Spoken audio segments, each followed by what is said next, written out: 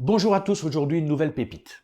Regardez ces photos qui s'affichent maintenant ici sur ma droite, elles ont toutes été créées avec une intelligence artificielle gratuite. Alors attention, cette IA gratuite ne se contente pas de générer des images, elle offre également des options et des possibilités incroyables. Ah oui, concernant le format qui défile actuellement, c'est un format vertical pour les facilités de la présentation et de la vidéo, mais rassurez-vous, il y a quantité de formats disponibles pour sortir vos photos. Portrait, carré, paysage, 16/9, 2/3, 3/5, enfin, il y a pas mal de possibilités, il y a beaucoup d'options. Mais bon, comme je dis toujours, un petit tuto vaut mieux qu'un long discours, on ne traîne pas et on fonce directement sur mon écran. Bienvenue sur piclumen.com. Pas d'inquiétude, je vous mettrai le lien en bas dans la description. Vous allez donc arriver sur cette page d'accueil. Première chose à faire, s'inscrire. Oui, l'utilisation est totalement gratuite, mais on demande une inscription, ce qui me fait dire que par la suite, il se pourrait que cette intelligence artificielle devienne payante. Donc profitez-en un maximum pour l'instant, on ne sait pas ce que l'avenir nous réserve. Je clique donc sur Generate for Free. Alors ne vous en faites pas, effectivement tout est en anglais sur cette intelligence artificielle, mais il n'y a pas besoin d'être un expert ni même de connaître l'anglais pour pouvoir utiliser simplement l'outil qui est mis à disposition ici. Alors ici c'est pour les gens qui sont déjà inscrits et regardez ici tout en bas vous avez Sign Up. C'est pour l'inscription, pour la toute première fois, donc on clique sur Sign Up. Pour s'inscrire, deux options, soit vous avez un compte Gmail, à ce moment-là, vous cliquez, vous allez vous connecter directement avec votre compte Gmail. Deuxième solution, vous n'êtes pas sur Gmail, à ce moment-là, vous créez un identifiant, vous mettez votre email. Sur cet email, vous allez recevoir un code de vérification, vous allez rentrer ce code de vérification, vous allez mettre un mot de passe, confirmer le mot de passe, marquez que vous êtes d'accord avec les termes d'utilisation de cette intelligence artificielle et ensuite vous cliquerez sur le bouton Sign Up. Moi, je vais passer par Gmail, donc je clique sur le bouton Google. J'ai plusieurs comptes Gmail, il me demande à partir de quel compte Gmail je veux me connecter. Une fois connecté, je vais arriver sur cette page d'accueil. J'ai un petit cadre de présentation, je clique sur OK. Alors, la page qui va s'afficher chez vous sera différente. Et d'ailleurs, à chaque fois que vous allez vous connecter, la page sera différente. Pourquoi? Parce que la page d'accueil, c'est également la page d'exploration de l'intelligence artificielle. Regardez ici en haut sur la gauche. Vous avez deux éléments principaux, la page Explore et la page Create. En bas, nous avons l'accès à une autre page pour des tutoriels. Ce sont des articles de blog en anglais. Les deux pages qui nous intéressent, c'est Explore et Create. Donc, chaque fois que vous allez vous connecter, vous allez arriver sur cette page Explore. Et cette page Explore, par défaut, elle présente quoi? Elle présente des images aléatoires créées par les abonnés de cette intelligence artificielle gratuite. D'ailleurs, si j'actualise la page ici en haut à gauche, nous allons avoir de nouvelles images aléatoires qui vont être proposées, qui vont être présentées. Autre élément du menu ici de la page Explore, ce sont les signets qui se trouvent ici en haut. Ici, nous sommes actuellement sur le système Random. Donc, ce sont des images prises aléatoirement parmi les centaines de milliers d'images qui ont été créées par les abonnés. Nous avons un onglet Hot. Là vont s'afficher les images qui ont le plus de succès, qui sont les plus vues, les plus appréciées par les visiteurs du site. Nous avons un autre onglet qui s'appelle Latest.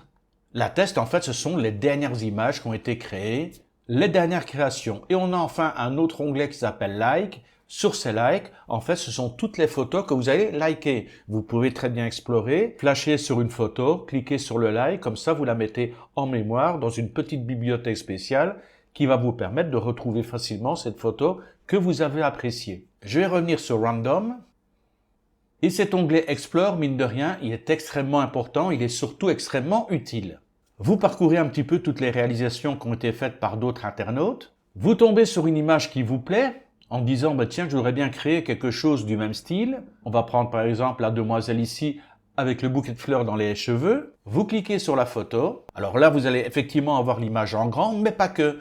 Vous avez ici en haut à droite le nom de la personne ou le pseudo qui a créé cette image. À droite, il y a d'autres vignettes, il y a d'autres propositions, mais c'est pas ce côté-là qui nous intéresse. Ce qui nous intéresse avant tout, c'est regarder ici le prompt. Et en fait, on n'a pas un prompt, mais ici, on a carrément deux prompts possibles. On a d'abord le prompt de base, je vais le sélectionner, et en fait, c'est ce que l'abonné a écrit pour générer cette image. On va faire un petit clic droit de la souris, on va faire un copier.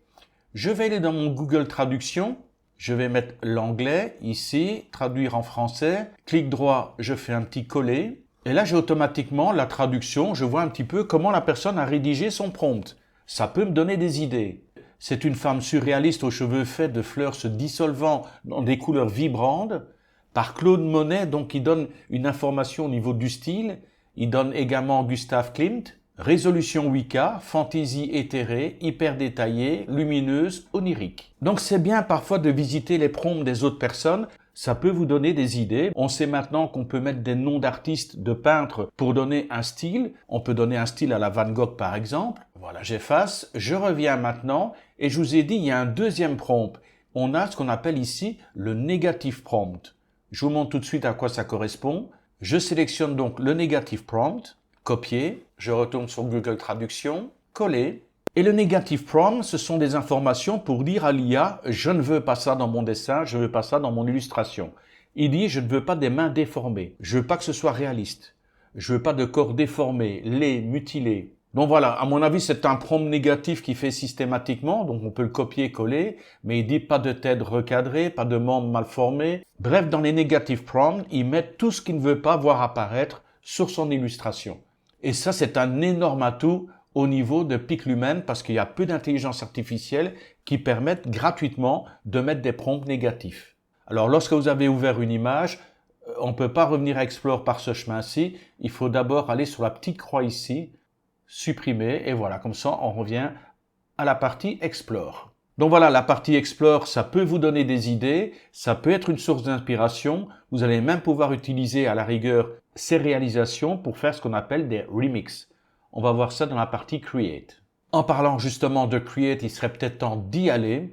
On va donc ici sur la gauche et je clique sur Create. Nous arrivons sur un écran totalement noir. Ne vous en faites pas, c'est tout à fait normal, car sur cet écran, vous aurez uniquement les publications que vous aurez créées. Alors si vous n'aimez pas le noir, pas de problème, vous descendez ici sur la gauche, vous avez Dark Mode, il suffit de le décocher et tout est passé en blanc. Je vais le remettre dans la couleur d'origine. Alors ici en haut sur la gauche, pas de changement, on a toujours les mêmes boutons, le bouton d'exploration, de création et le bouton qui amène vers les tutoriels en anglais. Ce qui change, c'est bien sûr ce qui se trouve ici en haut. Le premier cadre ici, on a modèle. Et là, vous allez voir, c'est extrêmement simple, vous avez trois options. Vous cliquez donc sur la petite flèche. Vous pouvez sélectionner Piclumen Realistic version 2 et là automatiquement il va vous générer des photos réalistes, ou vous sélectionnez Piclumen Anime version 2 et à ce moment-là l'IA va vous créer des illustrations mais en mode manga, plutôt style dessin animé. Et nous avons le dernier, Piclumen Line Art. Là vous aurez plutôt une version crayon papier. Alors pour débuter on va attaquer avec le Realistic, Piclumen Realistic version 2. Je le sélectionne. L'autre fenêtre, je vous avais dit, il y avait énormément de formats disponibles. Par défaut, il vous met un format carré. Mais regardez, on clique sur la petite flèche. Et là, regardez, il y a quand même pas mal de possibilités. Le fameux 9/16e format vertical. Ensuite, on a les 2/3, 9/21, 9/10. Enfin, il y a quand même pas mal d'options, pas mal de possibilités. Ici, moi, par exemple, je vais sélectionner, il faut descendre.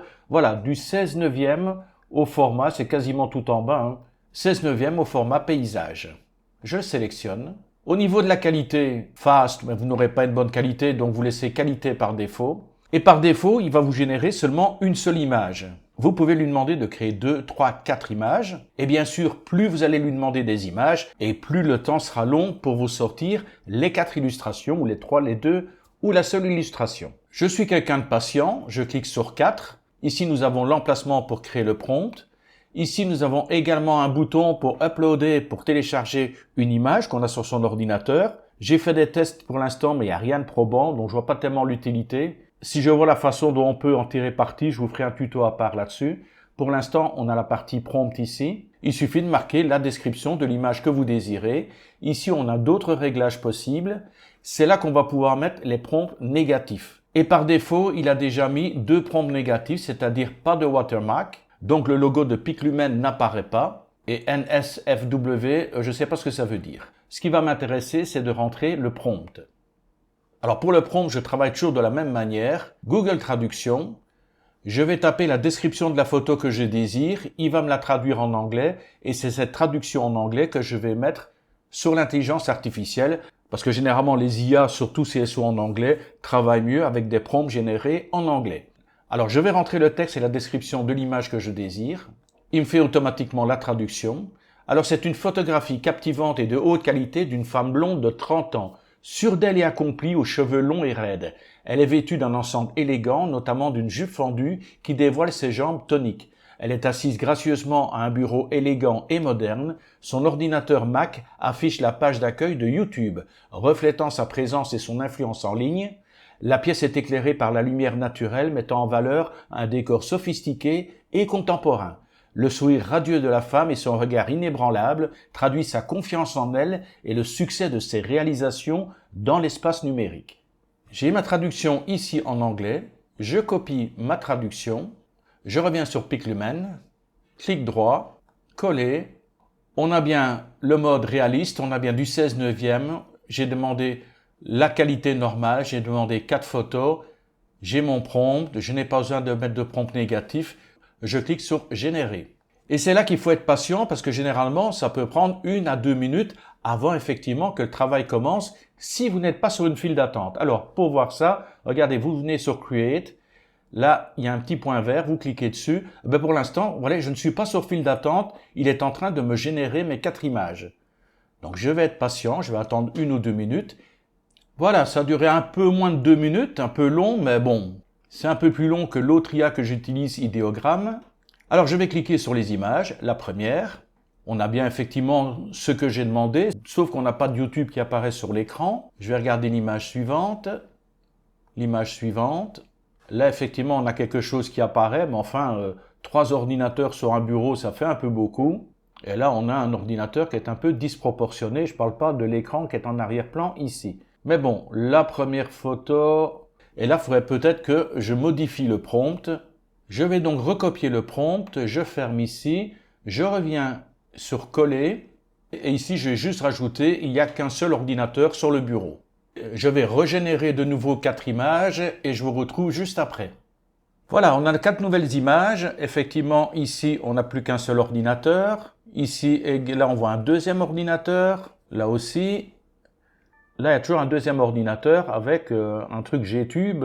Alors, la première photo, ça peut passer. Les autres, il y a des petits détails qui ne me plaisent pas.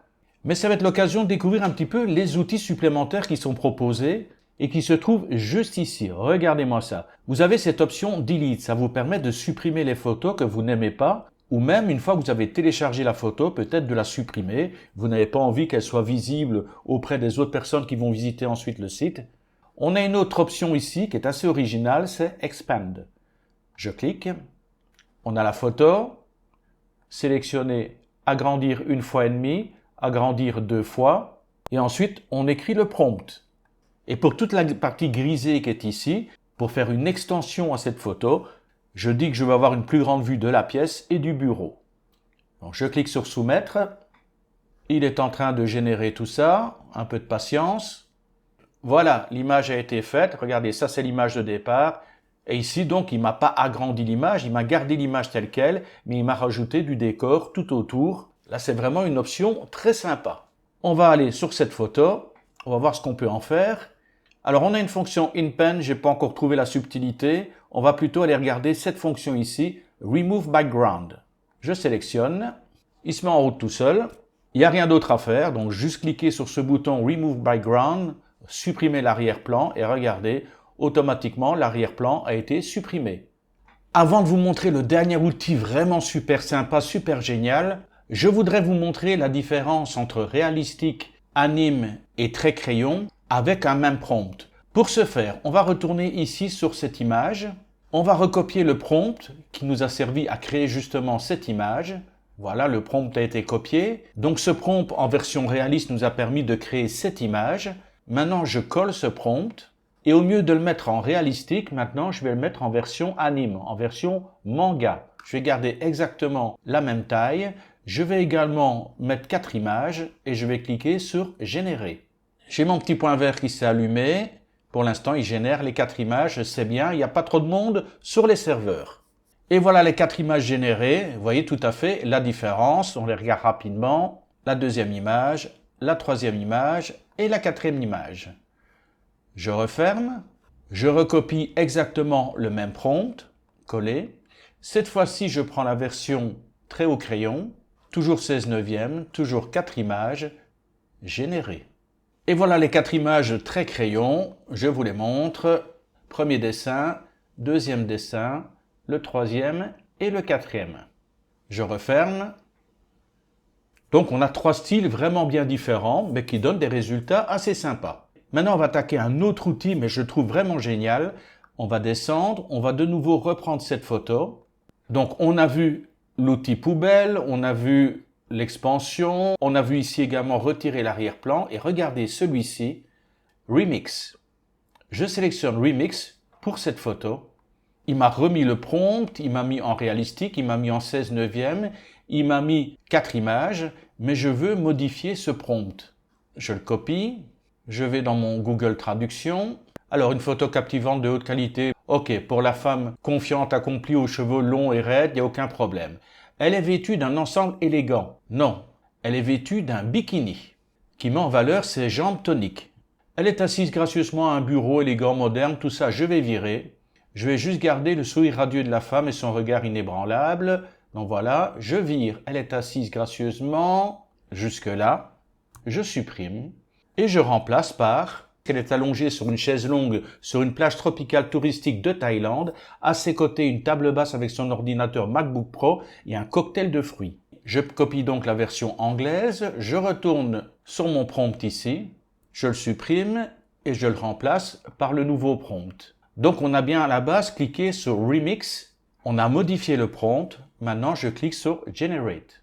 Pour l'instant il y a un peu plus de monde, je suis en file d'attente, il faut attendre à peu près 1 minute avant de pouvoir accéder au serveur et enfin avoir la génération des images. Bref, un peu de patience. Voilà, ça vient de passer au vert, donc ça va commencer pour la génération. Et voilà, il m'a généré les 4 images. Et l'avantage du remix en question, regardez bien la demoiselle, c'est exactement la même jeune fille. Donc si vous voulez créer un personnage et que ce personnage revienne sur chacune de vos images, vous utilisez la fonction du remix. Les images sont assez sympas. Là par contre, celle-là, n'en parlons pas, elle est complètement tordue. Pour ça que dans les prompts négatifs, les gens qui mettent pas de corps déformé, on comprend un petit peu mieux pourquoi. Là voilà de nouveau ici, et c'est bien toujours la même jeune fille. La première image est sympa, mais les jambes, elles sont vraiment pas terribles. Donc Piclumen, c'est quand même un outil gratuit assez sympa, même si je continue à préférer largement Ideogram. D'ailleurs, pour conclure cette vidéo, je voudrais vous montrer tout de suite la différence. Regardez ici, je reviens sur mes images. La première image qui avait été créée, le prompt c'était une jeune fille. Alors j'avais spécifié une jupe fendue qui montrait effectivement de très belles jambes avec un ordinateur Mac sur lequel on voyait une page de YouTube qui devait également refléter un petit peu le succès et la dynamique dans ce réseau social. Donc voilà l'image plus ou moins potable qui m'a été sortie ici par Piclumen et regardez maintenant les images d'Ideogram. Ces images ont été créées exactement avec le même prompt. Et là effectivement regardez ici, on a bien le Mac, un seul ordinateur Mac, on a bien YouTube, on a bien effectivement les jambes et la jupe fendue. Voilà la deuxième image qui a été sortie, toujours le même concept. Troisième image et quatrième image. Donc au niveau qualité, résultat, respect du prompt qui a été donné, c'est vrai qu'Ideogram est quand même un niveau au-dessus. Mais avec Ideogram, ça devient galère de trouver des solutions gratuites. Moi personnellement, je suis passé sur une version payante. Je paye 10 € par mois. Et d'ailleurs, ça va faire partie de mon prochain tutoriel où je vous explique un petit peu quels sont les abonnements que je paye. En fait, grosso modo, je paye à peu près 40 € d'abonnement par mois. Et ces outils que j'utilise me permettent de générer à peu près 1500 € de moyenne par mois. Donc, je vais vous dévoiler un petit peu tous les outils gratuits et les abonnements payants que j'utilise pour pouvoir générer ces revenus mensuels. Sur ce, en tout cas, Piclumen reste quand même un outil assez sympathique. N'hésitez pas à abuser, à en abuser. De toute façon, je crois qu'ils vont s'améliorer. Ils en sont à leur début. Mais je pense que les améliorations qui vont arriver par la suite vont mener vers un plan payant. Donc, allez-y, profitez-en. Sur ce, je vous souhaite le meilleur qui soit. Je vous souhaite un excellent week-end. Et je vous retrouve très bientôt pour un nouveau tutoriel. Et d'ici là, bye bye!